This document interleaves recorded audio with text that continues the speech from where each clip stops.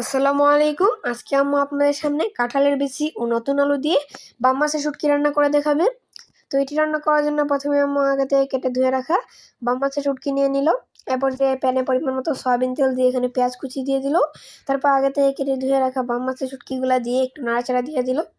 তো শুটকিগুলোকে ভালো করে একটু নাড়াচাড়া দিয়ে মিশিয়ে নেওয়ার পর এরপর যে এখানে আম্মু অ্যাড করে দিল লবণ। তারপর এখানে অ্যাড করে দিল মরিচের গুঁড়া, দিয়ে দিল এখানে হলুদের গুঁড়া। তারপর এখানে অ্যাড করলো ধনিয়ার গুঁড়া। এগুলো দেওয়ার পর দিয়ে দিল আগে থেকে কেটে ধুয়ে রাখা আলুগুলো দেওয়ার পর এখানে কাঁঠালের বিচিগুলোও দিয়ে দিল। তারপর এগুলাকে ভালো করে কষিয়ে নিতে হবে। দেখতে পাচ্ছেন আম্মু এগুলাকে ভালো করে কষিয়ে নিয়ে সামান্য একটু পানি দিয়ে দিল। তারপর এখানে অ্যাড করে দিল রসুন কুচি। এগুলো দেওয়ার পর এরপর যে এগুলোকে ভালো করে একটু মিশিয়ে ঢাকনা দিয়ে দিল। ঢাকনা ওঠানোর পর এভাবে নাড়াচাড়া দিয়ে আবার কষিয়ে নিতে হবে। দেখতে পাচ্ছেন আম্মু এগুলোকে মাঝে মাঝে ঢাকনা উঠিয়ে আবার কষিয়ে নিচ্ছি। এরপর যে ঢাকনা ওঠানোর পর এখানে পরিমাণ মতো ঝুল দিয়ে দিতে হবে। তো দেখতে পাচ্ছেন আম্মু এখানে পরিমাণ মতো ঝুল দিয়ে দিয়েছি। এরপর যে একটু নাড়াচাড়া দিয়ে ঢাকনা দিয়ে দিতে হবে সেদ্ধ হওয়ার জন্য। ঢাকনা ওঠানোর পর এরপর যে একটু ধনেপাতা দিয়ে নামিয়ে নিলেই কিন্তু তৈরি হয়ে যাবে আমাদের কাঁঠালের বিচি ও নতুন আলু দিয়ে বাম মাছের শুটকি রেসিপি। এটি খেতে দারুণ মজাদার।